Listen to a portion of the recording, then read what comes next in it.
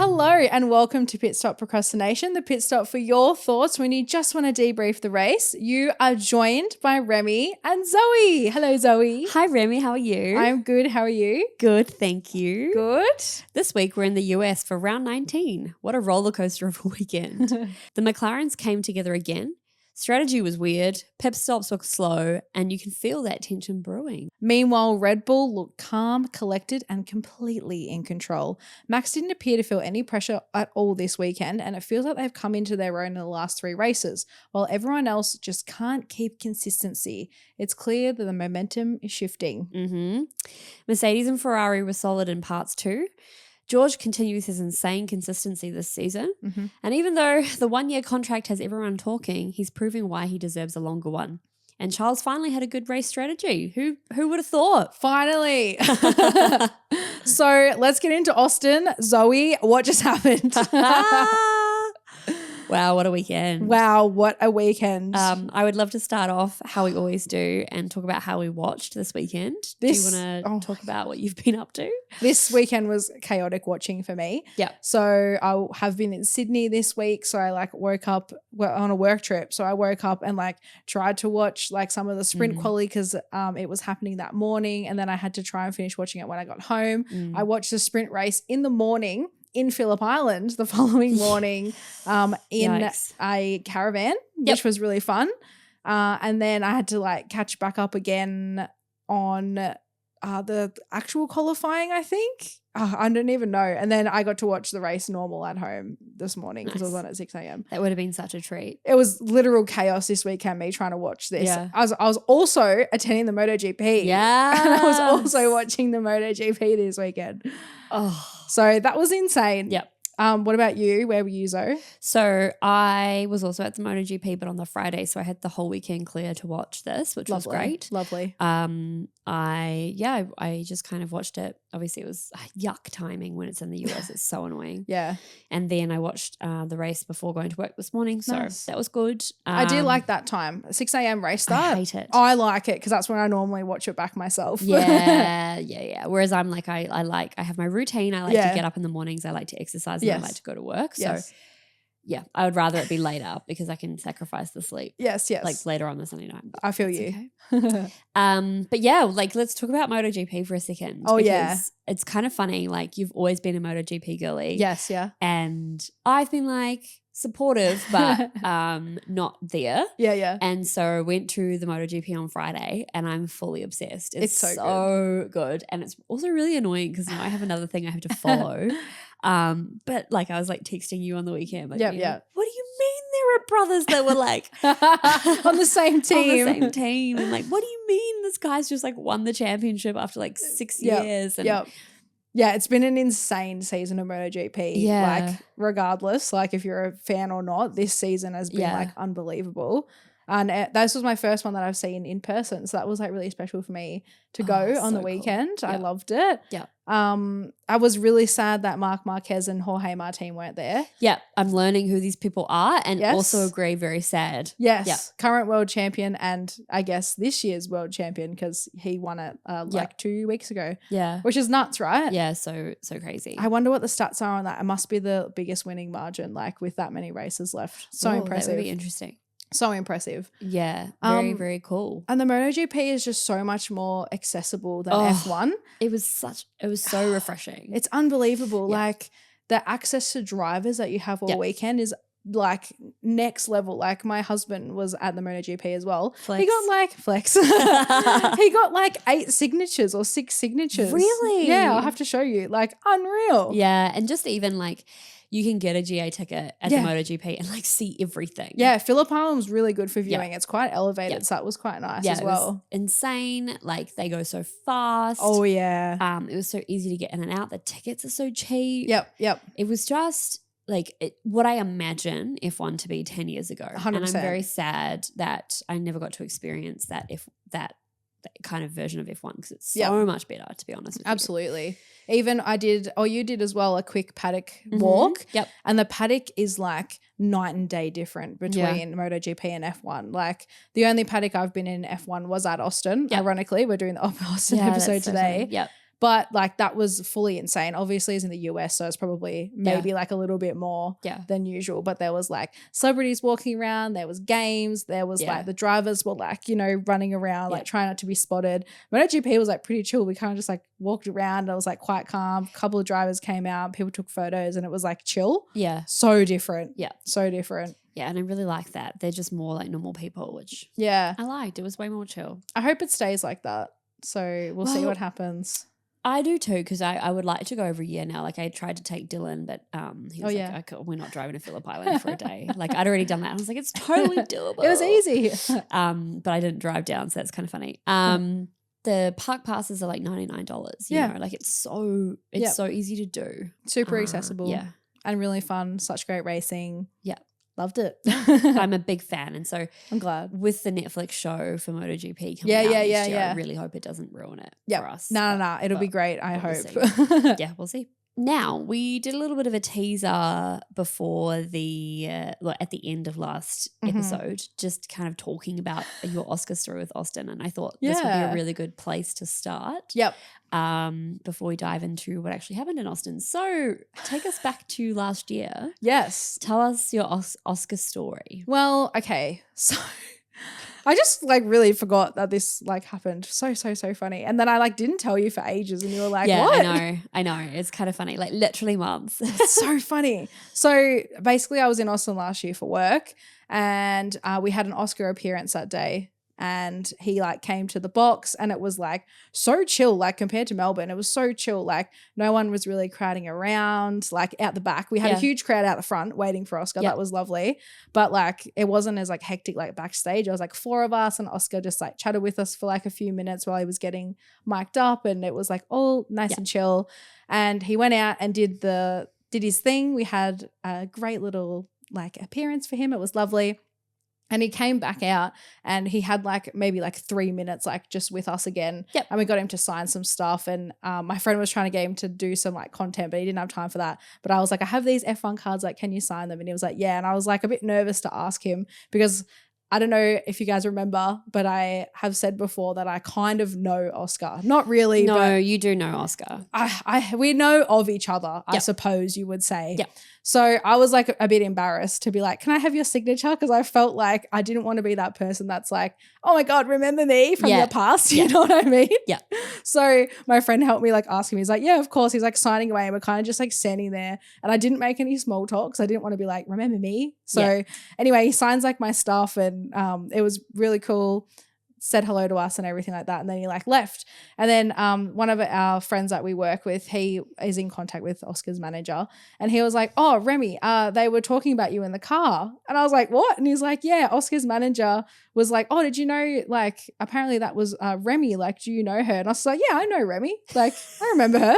And I was like, oh, this whole time. You're like trying to play it cool and be like, Oscar doesn't remember me. He's so famous now. But he literally knew who you were the entire time. And you both awkwardly just fucking stood there and pretended like no small talk, didn't talk to each other, just like fucking went non-verbal. Why did we both do that? I don't know. Weird. It's so funny. I really wish now I had have just like said something, but I just didn't want to be that person that was like, oh my God, remember me? But I know he wouldn't have thought that I was doing that, but I just didn't know what else to say. I know. It's so funny. And this is like I said last week, I think about that interaction. Yeah. Like on a weekly basis because I just think it's so funny. Like it's like so hilarious. You operate in a different world to us mere mortals, but it's also just kind of funny because it's like you both like were just like so awkward in that moment because you didn't want to make him uncomfortable and he's just like an inherently awkward person. Literally. But he like literally gets in the car and starts like like, like that was right. Yeah, I know her. So funny. So funny. I hope I told that story okay because it's hard to like recount. No, you did. It was so Remy knows Oscar, everyone. Yeah, kind of. yeah, you're like play it down.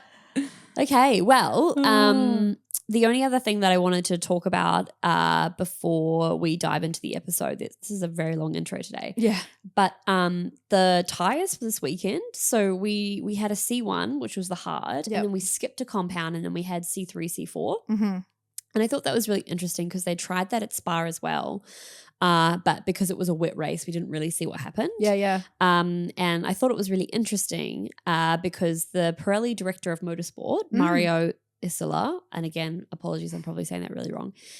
He said, basically the target is always the same, to have a variation in strategies and to have teams planning a one-stop or a two-stop, so different approaches to the race. So I thought that was really interesting. Didn't really, obviously wanted to try and, spice up the weekend and see. And spoiler alert, that didn't work. But I really like that Pirelli are trying. I like that they're trying. Yeah. It's just funny because everyone's like, anyway, we're not going to use that hard tire. Yeah, I know. They just full ignored it. And it wasn't like there was a one-stop, two-stop strategy. They just fucking ignored it. But anyway, literally. Really liked that. The only other thing that I wanted to say was what the fuck was up with the Racing Bulls merch and fucking car this weekend? I've never seen anything more ugly in my entire life. Like it. I hated it so much. That is so funny. Did you like it? The only comment that I had around that was that I liked that the whole pit crew were wearing cowboy hats. Okay, that was great. The fucking tortoise shell. And then I had to listen to the Sky commentary be like, tortoises are green. Why is it orange? And I was like, oh my God, so funny. Can't deal with this. And also so ugly. So ugly. It looked like rip-off orange camo. Oh my God, you're kind of right. I didn't really think about it. That's so funny. Yeah, it was awful. So anyway. Oh, I love.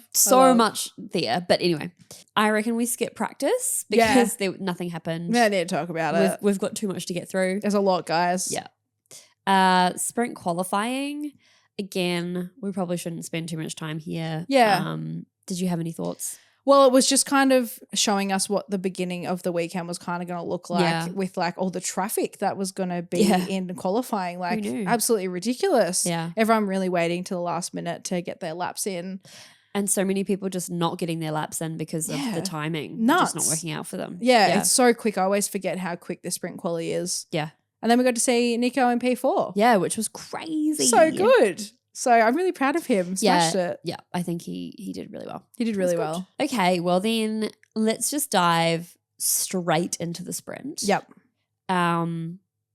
We need to start with McLaren. Yep. What are your thoughts? Boy, oh boy. Who was at fault? Okay, well, obviously when I was watching it, I had a million different feelings because every time I kept replaying, I was like, it's your fault, it's your fault, it's your fault. And then I was like, you know what? I actually don't think it was anyone's fault. I actually really, really think that this kind of was just a racing incident. I think Oscar was quite aggressive in that move. It was it was ambitious. Yeah. But, you've got to try and do these things, I guess. So I think it was kind of just a really bad mixture of moments happening together, and you can't really see anything out of the cars. You can't do a head check, and the mirrors probably don't really do much. So I think it was just a really unfortunate series of events. Yeah. And I can't believe we got a McLaren double DNF. That's so funny. It's every meme that was McLaren just needed DNF so Max can get through came true. Yeah. Couldn't believe it. Couldn't believe it. I actually think it was Oscar's fault. You do? Yeah. So I don't think he should be penalised. I don't think there should be repercussions. Yeah. But I do think he should have known better. Yeah, for sure. He just turned in. And it was pretty crazy. And just this is turn 1 of lap 1. Yeah. And you just don't think there's going to be a car there. Yeah. Yeah, you're right. I don't think it's his, it's not his fault, but it's a bit inexperience to do that. Correct. Yeah. Yeah. I think it was a rookie mistake. He shouldn't have done it. And I do think if anyone is to blame in this situation, it's definitely him. For sure. And that makes me really sad because it doesn't feel like a very Oscar-esque thing to mood. do. Yeah. And I'm just fuck, pull it together, dude. I know it kind of was a bit disheartening because I was really, really gunning for him because he just needs, one more win under his belt so that he can feel that feeling again. Yeah, he's on a bit of a downward trajectory. Yeah. So obviously both McLaren's DNF'd and then they took Alonso out for good measure. Hulkenberg dropped to 15th. Yeah. And then fucking Zach gets on the broadcast and starts talking about how it was amateur hour. Yep. And then he took it all back. Yeah, it was all just really chaotic. I have a really good quote from Nico, if I could read it out. Absolutely. He said, this is post-race. He was like, yeah, big frustration from me. All the good work put in from yesterday and put in the bin. Lost another front wing, which is also really annoying. Yeah. Yeah, just messy. I don't know. So then he goes on to say, obviously I saw the replay and Oscar turned in pretty aggressive, wanted to get kind of an undercut and the run off the exit of turn 1, but I was kind of there, you know, and it all just disappeared. And then Fernando attacked me on the inside and I couldn't see him anymore. I had him in my periphery and dived in, but then, you know, couldn't see the car. Yeah. So I think it was just chaos for everyone, you know? Yeah. Yeah. And I think like, I just think it wasn't very fair how everyone just tried to blame Nico. Like he definitely wasn't at fault. 100%.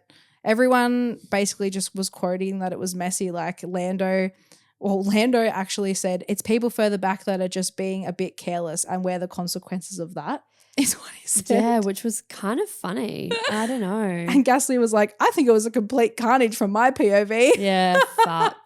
Because Really afterwards, interesting. Oscar was like, I've not seen the incident from TV cameras, but obviously I had a pretty good start. We both went pretty deep into turn 1 and I tried to cut back and got hit. So obviously not a great way to start the day, but I need to have another look. Yeah. Be really interested to see what he thought after Yeah. he did actually have a proper look. Yeah, post race. Because Lando gave a really spicy comments as well, like directly after. Oh, yeah. And the interviewer was basically like, what do you expect the repercussions to be for Oscar? And he goes, why?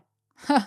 And the interview goes, you don't consider that it's his fault? And then Lando goes, he got hit, right? So why is it his fault? And he's getting really arky. Oh. And then the interviewer goes, because, and then Lando interrupts and goes, Oscar got hit by another car. And then the interviewer goes, no, he. And then Lando Ooh. goes, yeah, Oscar got hit. Oh, I love that. But like then I Whoa. saw another interview after Yeah. and it was like, now that you've had time to review the footage, like have you changed your mind? And he just smirks. Yeah, interesting. So I don't know. But yeah. Literally so crazy. I had one more quote actually. Yeah. From Charles. He, after the sprint race, he goes, I don't know if I should be happy or not. Obviously it's Carlos in the Williams and I mean, he's doing an incredible job, but we should be in front of those cars. So he was kind of like really happy and impressed with Carlos, but really upset with how he kind of finished. Yeah. It's hard, isn't it? Yeah. Fuck.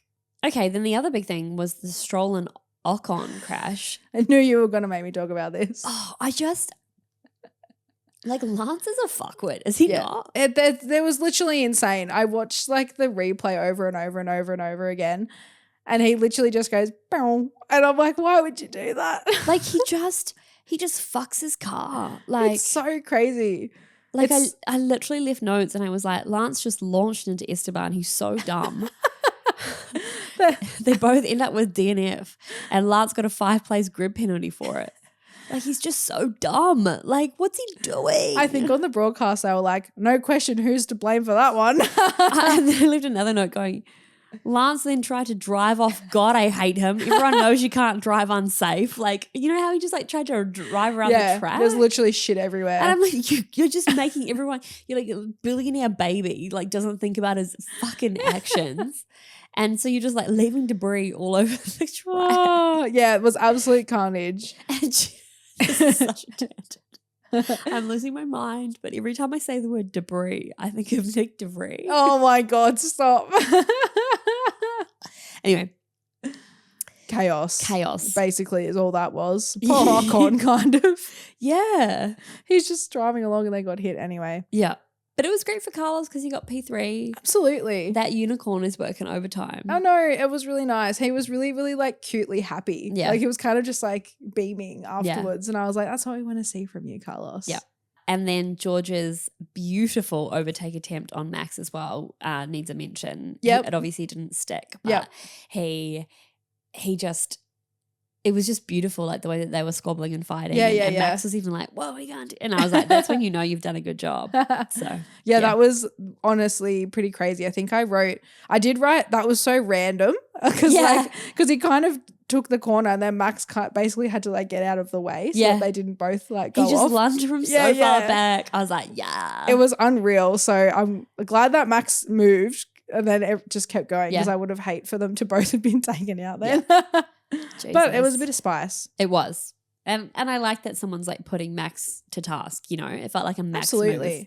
And George, yeah. Oh, fuck, I just love George. I love George. I don't know what's happened to me. All right, so quali. What were your general feelings about quali? More chaos again with the traffic. It just kind of really shook me the whole entire time that there was so much traffic. Yeah. I was very upset when Isaac was out in Q1. I was like, he was so no. upset with himself as well. I was so disheartened because it happened almost straight away, which was really, really sad. So I wasn't very happy to see that. No. But I won't go too far in. Do you have anything else more closer to the start? No, just that so there was kind of like two kind of things. Like everybody's lap times were getting deleted and then like they just weren't getting out there to get times in, which was just really tricky. Max didn't go out again. Like he said his lap and I think he had like 6 minutes left. At the end of Q3. At the end of Q3. Yeah, I know. He didn't even need a second lap. That was crazy. Well, he tried to do a second lap, but he didn't make it to the line in time. Didn't even. Yeah, it's nuts. And so he just nailed it. Yeah, and I had Charles did a perfect spin. I don't know if you saw that. Oh, that was great. It was a perfect little spin around and carried on. Yeah. But it was just a really weird weekend for McLaren. Like Oscar ends up in P6 and the car just looks like it has no pace. And like Oscar definitely was just not there all weekend. He definitely was struggling with the car. And Andrea and Zach both came out and were like, yeah, Oscar was struggling with the car. But even for Lando, it's like if you looked at this 6 races ago, like it's crazy the switch that we've had and the dominance from Red Bull again. And I do have some really cool stats about it later. But just like even Lando, but like coming P2, it's just crazy how this McLaren has just dropped off a cliff. Yeah, it really just felt like Oscar was lacking pace completely this weekend. And all I could keep thinking of like, it's coming from the inside. They're screwing Oscar from the inside. We could never prove that. No. But, you know, like I just don't understand how he's fallen off like this much. Like he had such a perfect start of the season and then you look at this back half and it's just like not even comparable. He just was not comfortable in this car all weekend and like P6 is pretty low. Like he was behind Lewis Hamilton. Really weird. And I'm a Lewis defender till I die. Oh, yeah. But the fact that he qualified behind Lewis Hamilton is like pretty... Yep. It's telling. Yep, 100%. Yeah. It's also telling of how good Ferrari is getting, which we will talk a little bit more about later. But they had such a good weekend. So they go hand in hand. So I think like after the sprint, I was like, okay, we haven't really seen what McLaren is made of yet. Like we will see in quali. And then when Max did get the pole and Oscar was in P6, I was like, oh shit, like McLaren really has lost that dominance. And how? Yep. Like how is that What have they done? And this is the thing, and I guess we'll start to talk about this. Like, I guess we're moving into the race now. So did you have anything more on quali? That's basically it on quali. Yeah, so it's like this obviously followed like right into the race as well. Like Red Bull was like dominant the whole way through and McLaren struggled. Like we saw a repeat of quali, you know, like Max just kind of like sailed off into the distance and he really did. And like Lando had the pace, but not as much as Max, I would say, even though that they were saying that if he'd gotten past Charlie would have. I don't think so. And also Oscar was fucking nowhere. Nah. Like he was a minute and something behind or something. Like it's really bad. I think McLaren really suffered with their tyre strategy as well. Because they had to switch to a used like soft tire as well at the end there, which wasn't going to be any better than what they were just doing. Yeah, so that's I guess where the Pirelli strategy came in, right? Yeah. Because I think what everybody thought was going to happen was they were going to start on mediums, which everybody did apart from Charles. Yep. Or everybody, the main players. Yes. And then they were going to switch to the hards, but the people who had started on the hards at the back of the grid were like really struggling. Yeah. It looked like a shit tire. So everyone kind of pivoted. Everyone's like, no way, we're not doing that. And used the softs. And I guess McLaren probably weren't expecting that. And so therefore they put them on used softs because they were like, this is the best. Evils. Yeah. Oh, but terrible. Even that, it just felt like the strategy just was not there for them. No. They hadn't really prepped as well as they could have. And I guess you can put that down to the fact that they didn't have the sprint to try anything out. Yep. Even Lando's pit wasn't great. No. So every time they do a second pit, it's going bad. What are you guys doing? It just feels like they were such a well-oiled machine. What's happened? Then something has just dropped off. And even the way that the two drivers, and I do understand we are getting to that pointy end.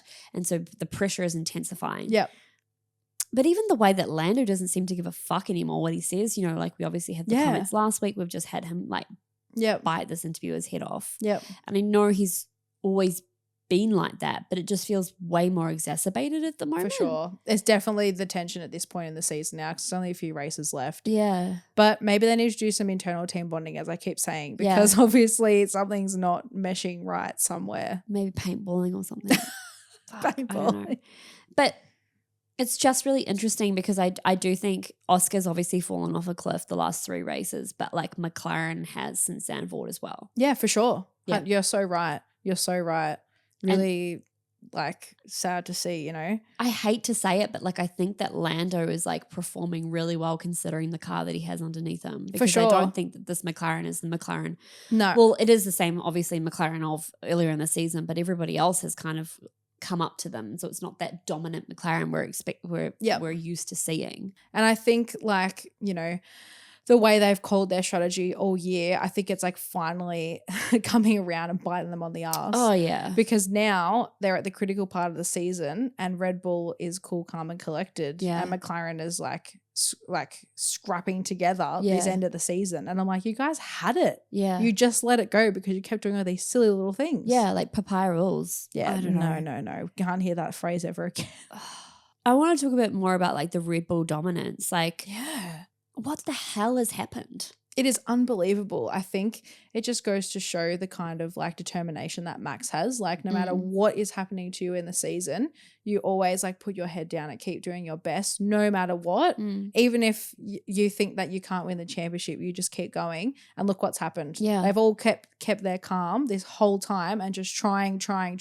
Yeah. And look at him now. He's in contention, you know? It's wild. Like, and this is the thing. Do you think this is Laurent Mekies doing this, or do you think the wheels were already in motion before Christian Horner left? Because I'm always like, these things take months, right? Yep. But how the fuck have they turned that car around so quickly? Yeah, maybe they had that team bonding session when they got someone new in, you know what I mean? Yeah. But I think like a lot of it is to do with Max as well because he just like has that mentality. Like I think it's like 50% of it. You know what I mean? Yes, I agree. But I would counter that of like that Max was still the same Max, you know, the in whole round time. 6 when they were, you know, so low. Yep. But the And- car's really turned around. Yeah. So true.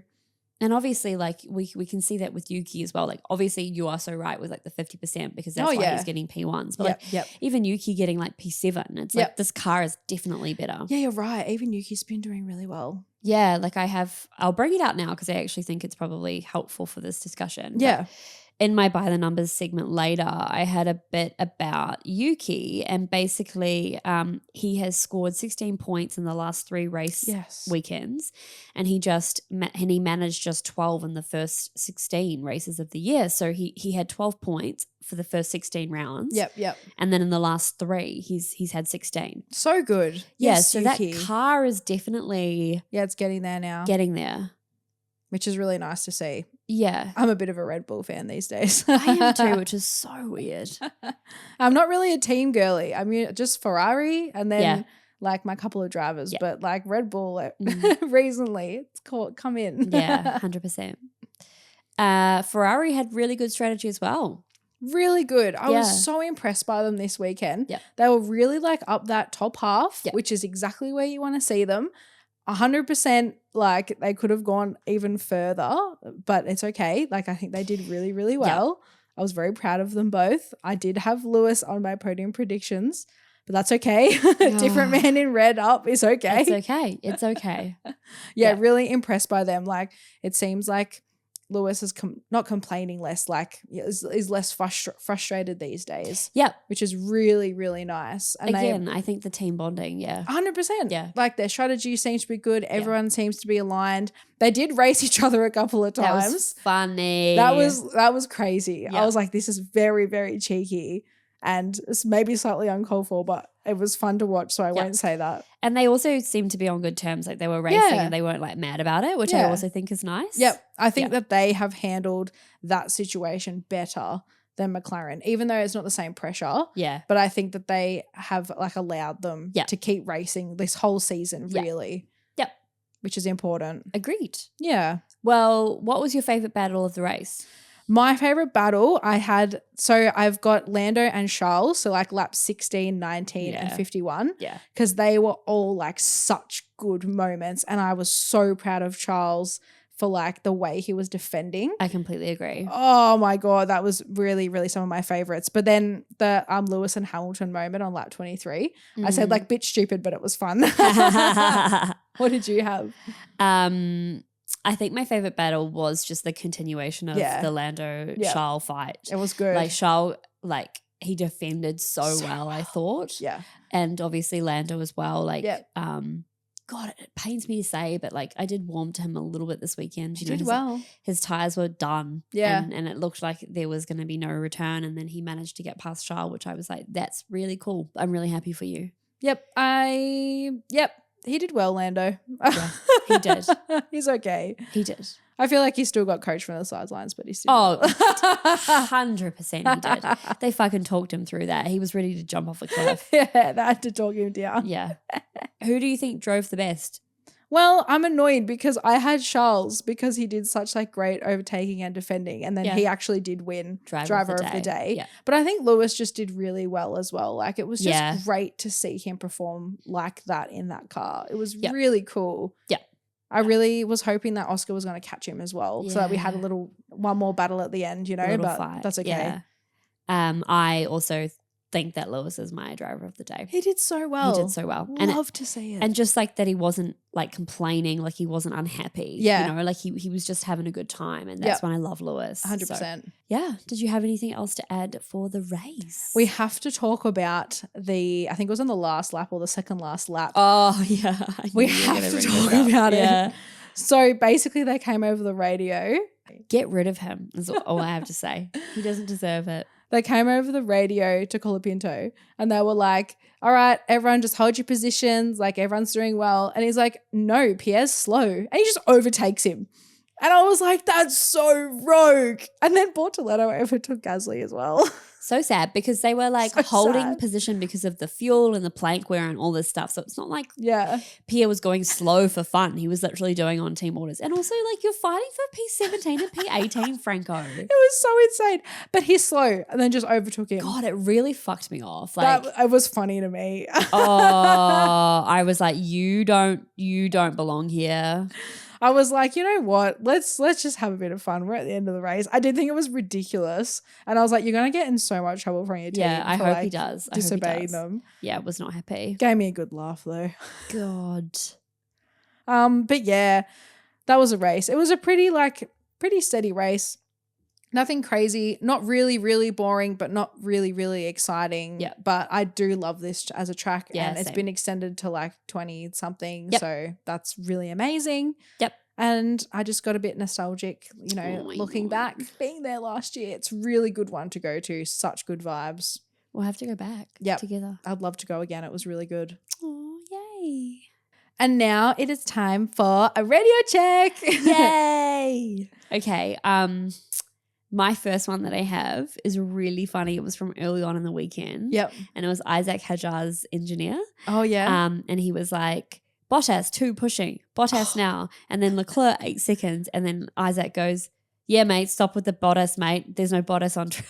What was the go with that? It was so funny. I think he was getting confused and thought that Valtteri was in one of the cars. And wasn't like the Sauber or some shit. Yeah. So funny. Yeah. Yeah. I had a lot of short and sweet ones this weekend. Yep. I had one from Russell. He just goes, Piastri seems slow. That was so funny. I was like, ooh. Spicy. That is foreshadowing. I had one from Yuki during quali. He goes, Lawson is disturbing me on purpose, like slowing down like hell in corners. And then afterwards, somebody pulled him up in the media pen and was like, what does that mean?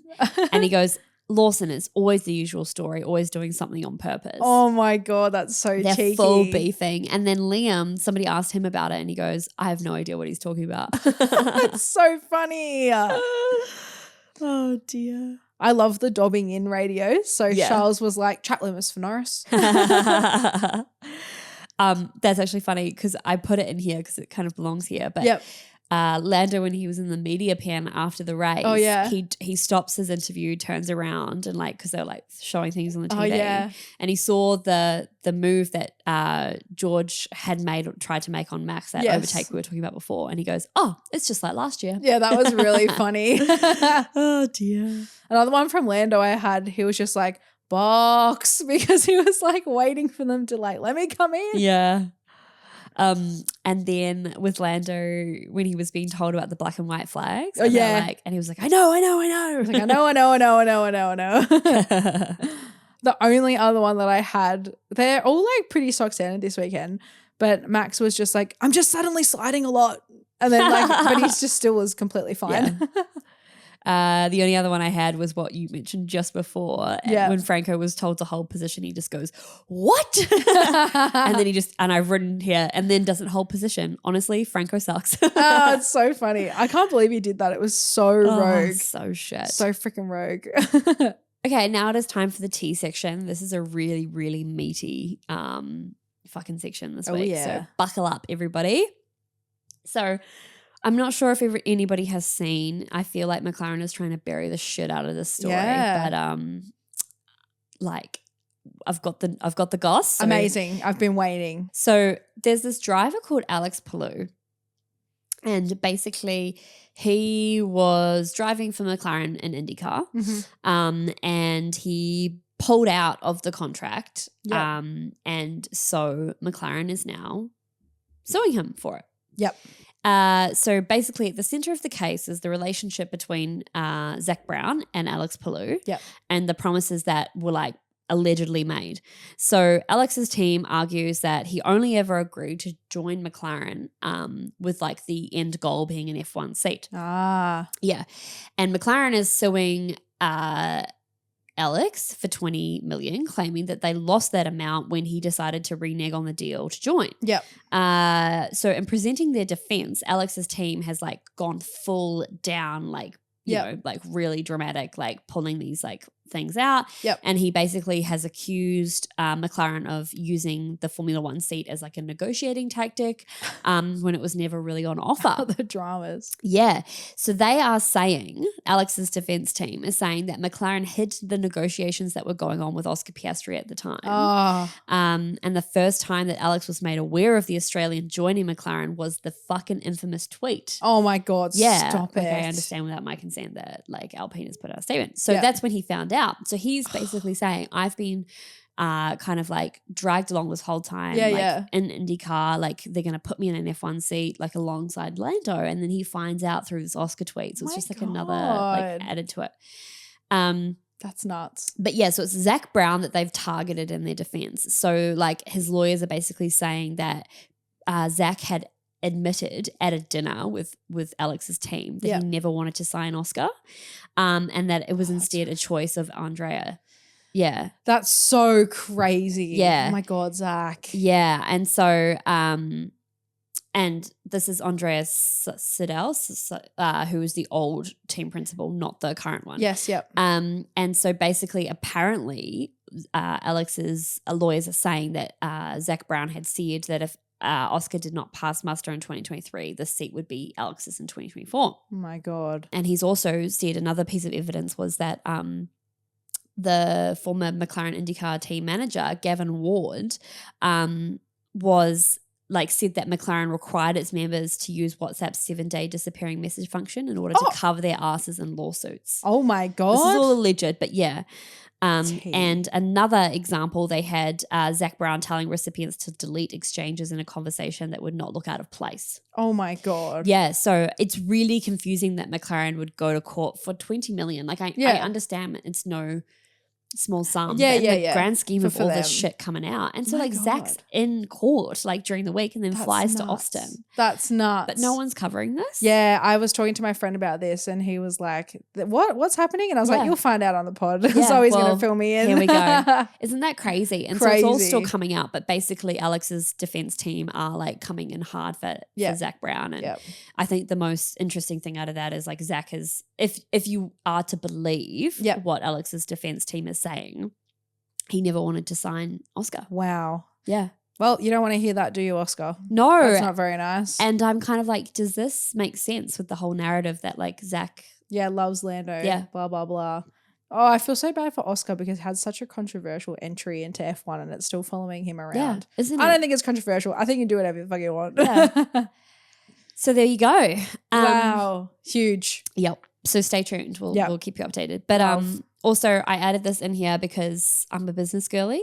Nicholas Latifi got his MBA. Oh my God, slay. So he kind of popped back up on social media and was like, I've got my MBA. Love. So that's really impressive. So fancy. Yeah. Love that. The other big story was that after McLaren told, I guess all the media in Singapore that Lando did nothing wrong, he rocks up in Austin and goes, I had like repercussions for the accident, or the crash, whatever you want to call it, in Singapore. So basically, I pulled out some quotes on this. So at the very start of the weekend, they would not admit to what the repercussions were. And so we're just getting all these fucking weird like quotes from everyone. So insane. And then so Lando said, things are reviewed and there are and will be repercussions for me until the end of the season. And it's not like I've got away with anything, but it was also an incident that, let's say, was small and there is potential to try and avoid it. So the narrative has swiftly changed, to be honest. Yes. Of course, repercussions for myself, but otherwise the engagement and how we go about racing is the same as it's always been. So, very, very big change of tact, and also very weird to admit that after maybe that was a stipulation from Oscar that no, you've got to actually come out and say. Yeah. Because I was wondering all weekend, I was like, you guys didn't have to say anything. You could have just kept this in-house and let us all go about our merry way. Yeah. But you've had to make it another thing in the media again. And I'm like, what is the PR tactic? Can someone tell me what's going on with McLaren? It could be that like Oscar's team's be like, no, you need to come out and admit to this because he looks hysterical. I don't know. Yeah. So then Oscar goes, Lando has taken responsibility for the incident, and during discussions afterwards, I think the talks from Singapore were very productive with everyone involved. Yeah. I think the conclusion was what happens in Singapore is not how we want to go racing as a team, and ultimately Lando has taken responsibility for that. Yeah. That's in the past now, and the rules won't change because of that. Ultimately, we've got that framework in place for a reason, and there's no reason to change that now. It's been dealt with, and now looking forward to the future. Yeah, okay. Yep. And then Andreas came out as well, the team principal, and said the conversations after Singapore have been very positive, very constructive. We had a situation in which there was contact between our cars, so this required it to be reviewed under the racing framework that we use to go racing as a team. With Lando and Oscar, it's a framework that Lando, Oscar, and the team have put together and is ultimately my responsibility and Zach's to make sure it's applied consistently during the season. We reviewed the case. We identified that Lando was responsible for the contact because he was a little long in corner 3, touched Verstappen, and then oversteered into Oscar. Obviously, there was no malice in this move, but both drivers accepted the review, and now we head into the rest of the season, like after Canada, even more united and stronger as a team. Aye. Which obviously didn't happen because they then crashed in the sprint. Yep. But long story, I know, but the repercussions then came out, Canal Plus. It was so funny. Martin Brundle was like, I know what the repercussions are, but I'm not going to say it because it's not my business. But Canal Plus got their hands on it and let it out. So and basically funny. the repercussions are that that to balance out what Oscar had during Singapore, he will now be able to choose what order he'll be exiting the garage and qualifying ahead of Lando for the rest of the season. Nuts.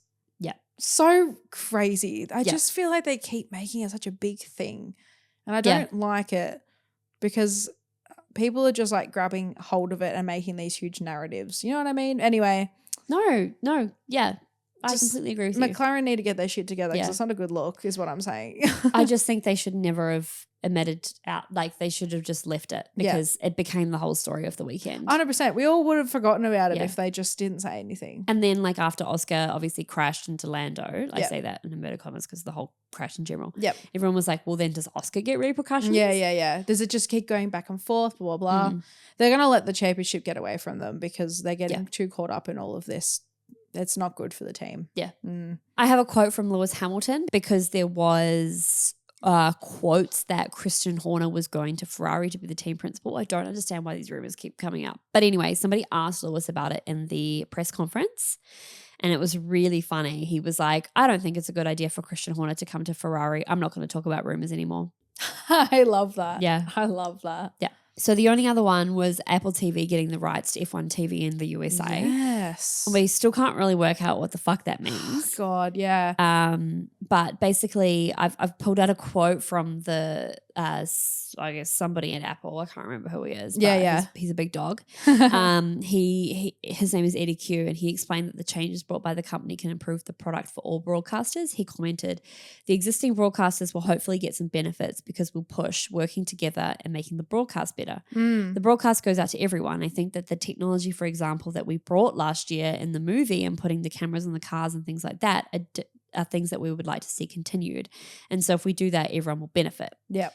So we were discussing this over the week, and we can't work out if that means that Apple is taking over the broadcast. Yeah, I'm so confused. Or whether they're taking over the broadcast and the commentary. I can't figure it out because I was like, is it going to become like another one again? Like, are we going to have it available in Australia? How is that? Is it going to be taken away from us? We can't watch it here anymore. Yeah. So I know that ESPN, so normally ESPN is the one that broadcasts in the US, and then obviously F1 TV is available too. Yep. ESPN finishes this year. Yep. So there will be no more. Yep. Which I think ESPN does Sky. For Australia, KO still have the rights to Sky until end of 2026. Yeah. So we haven't, like, any changes that happen to us doesn't happen in affect 2027. Yeah. But from what Stefano Domenicali has said, they're going to try out the US market first, see how it sits, see how the commentary goes, and then it'll depend on whether they roll it out to other places in the world. And who knows whether he's just being coy. No, totally. Or whether that's actually the case. Yeah. But I guess best case scenario I'm thinking is Apple come in, they do the US broadcast. They give us a better viewing experience. That's what we can hope for. We see the battles more. We have good cameras in the cars, things like that. They take over the broadcast as a whole. But we still have the Sky commentary. Which is probably the most ideal situation. That's what I hope will happen, but I guess we'll see. I loved the camera angles in the F1 movie with the camera on the side of the car. It was so good. And I was like, we need that in races. So if they can do that, I'm here for it. 100%. So who knows? I don't know if they're being like on purpose vague about it, what's happening, because they don't know. But that's all the information we have for you at the moment. Hopefully we find out more soon. Yeah. The only other thing that popped up over the weekend was that they announced the contracts with George and Kimi. Yeah. And they haven't said how long that, like, the George is going to be there for, right? And I think because it's like speculated that it's like only a one-year contract. I think it's been confirmed that it's a 1 year. That's crazy. He's probably had one of the best seasons that he's had in a long time. And they're only going to give him 1 year. Like, it seems really, really strange. Yeah. Really strange. And I know that Toto had quotes come out over the weekend and he was saying, like, it was a mistake to flirt with Max, like, to entertain that conversation. That's crazy he said that. Couldn't find any more information on it. I just saw like a little Instagram post with the quote on it. I can't find any more information. So that's crazy. Who knows if that's even true. But I just think it's crazy that they're like, yeah, here's just another year, George. Like, we'll keep making you fight for it. It's crazy. I think he's on like a 1+1, and then if he does well or outscores Kimi at some kind of point, then he gets it. But I think the Mercedes will be good next year. So like maybe this is good for George. Yeah, he's gonna hop in this new car and perform really well again. I hope so. But I just feel a bit bad for him. I know. Okay, so moving on to By the Numbers, my favorite segment. I've got some goodies today. Woohoo. So the attendance was roughly 450,000. It's not really out yet, but that was the capacity. Something really interesting that I hadn't thought about, and so I'm hoping you haven't thought about it either. Okay. With the return of an 11th team on the Formula One grid, the qualifying system will change and we will return to the same 2016 standard. Oh, yes. There will be 6 eliminated drivers in Q1, leaving 16 drivers for Q2, and 6 of them will be dropped out, leaving 10 drivers to fight for the pole in Q3. Yep. Because there's 22 cars on the grid instead of 20. Oh, I forgot about that. Hey. Oh, my God. I just keep thinking how they're going to fit their little names on the screen. Yeah. So we had a cute little run of Max Verstappen and George Russell being 1-2 in every race in all formats from Baku to the COTA sprint. So in Baku, Max won, George came second. Yep. In Singapore, George came first, Max came second. Yep. And then for the COTA sprint, Max came first, George second. Oh my God, that's crazy. Yeah. Crazy. This was Max's 5th consecutive podium finish, and he only scored 5 podium finishes in the first 14 Grand Prix this year. That's nuts. What a comeback. Yep. Oh my God. And then we touched on my Yuki one earlier. Yep. Max has to just score 8 points each weekend to win. It's not And there are many. 2 sprints left in that. So it's really tight now. Yeah. 14 points now separate Oscar and Lando. So Lando just needs 3 points per weekend to win. My God. Yep. It's so scary now. Yep. As you were saying before, Austin has been extended out for another decade to 2034. Yep. And a really crazy stat, Max has taken 119 out of 133 points available over the last 3 races. It's so nuts to think. Yeah. Oh my God. So it really just comes back to that like McLaren versus Red Bull dominance chat we've been having. It's just like what has happened these last 3 races. It's insane. Yep. Oh, it's nuts. Looking around the apex now, just quickly because we're going so over time today. This is the highest track. Mexico is next, and it is the highest track on the F1 calendar. Woohoo! I also put in here that Carlos we've found out is taking a 5 grid place penalty into Mexico because of his crash that he had that we didn't even talk about. We didn't even talk about that. Yeah, but so he will be carrying a 5-place grid penalty there. Yeah, the tough. first Grand Prix here was in 1963. The track length is 4.304 kilometers, and that is the 3rd shortest track. Wow. Yeah. Oh, a quick race. Yeah. Well, yeah, I guess so. Yeah. And has 2 DRS zones. The most wins here is Max Verstappen. Of course. And a little fun fact from the F1 website, the 20% air pressure reduction means Mexico has taken over from Italy as the race with the highest top speeds. In the 2016 race, Valtteri Bottas set the fastest ever trap speed record in F1 history. Oh, wow. Yeah. I didn't know that. Yeah. Oh my God, it's so exciting. Isn't it crazy? Love. Okay. Well, Mammoth episode, but we have finally made it to the end. Yes. And let's recap the predictions. I was on for a minute here. Yeah. Kind so who of. did you have? Who was in your podium? So I had Oscar 1, Lewis 2, Max 3. Yeah. So wrong man in red. Yeah. No Oscar. Max should have been on the top step. Yeah. So I didn't really get there. No. And then Zoe had Oscar 1, Max 2, Lewis 3. We both did shit house. So no good. No good. No one anywhere. No points. I knew Lewis would do good at this track. I said it last week. And he did fairly well. Did. Yeah. He did. Yeah. I just knew it. Just not well enough. Just not well enough. All right. Okay. What about Mexico? What do I think's going to happen? Yeah, let's do you the honors to go first. I think Max is really strong at this track, so I think Max will probably win. Yep. Oscar has to come back fighting. So Oscar is going to be P2. Yep. P3 is going to be George because nice. He's on a run. Nice. Cool. What about you? Oh, well. I am going to not do the same as you. Okay, fair. And I'm going to say that George wins in Mexico. Surely not. Surely not, but like let's be spicy here, right? 100%. And I think Max will come too. Yep. Right? Oh, baby with Oscar. Oscar's going to come third. Okay. Because he's not going to do great, but he's still going to be up there. Yeah. Like I think that could happen maybe. I don't know. Yeah. I know that like Charles is pretty good at this track too. So I think it could be like quite an interesting one. Yeah. So I'm looking forward to this. I can't wait. Oh, I just hope I love how we both like don't put Lando in our podiums ever. I know. Just can't do it. I just always forget about him when I'm doing my predictions. Yeah. I just think about my favorite people. But I kind of hope he comes P20. Well, we'll see. Yeah. The subtle foreshadowing, perhaps. Yeah. I hope you guys enjoyed today's episode. And if you did, please make sure to follow us on Spotify. And also, I never know how to do these outros, guys. Make sure you follow us on Instagram and TikTok, which are both at pitstop_procrastination, actually. Yeah. I just realized I don't know if it matters. Don't know if it when matters. They, like, search it up. Don't know. Let us know. Yeah. And also, YouTube. Oh, yeah. We're going to be on YouTube. Yeah. I think. Yeah. I'll cut this out if we're not. How exciting. Yeah. Why not? We're finally kind of like, that's our next little pet project. Yep. And also, this is the week that the Twitter's going to start taking taking off. Yes. Because I'm going to start small. Yep. And I'm going to start reposting things I find funny. How about that? Oh, I love. Your homework can be YouTube. And my Yours can be homework can Twitter. be Twitter. Oh Yeah. my God, that's so funny. We'll get this moving. And we're also on Pinterest too. Oh, don't forget. Don't forget. I've got to update the memes this week. Haven't done that yet. You also need to put it on my phone. Oh yeah, we'll do it after this. Okay. Hope you guys have a great week and we'll see you in Mexico. Bye. Bye.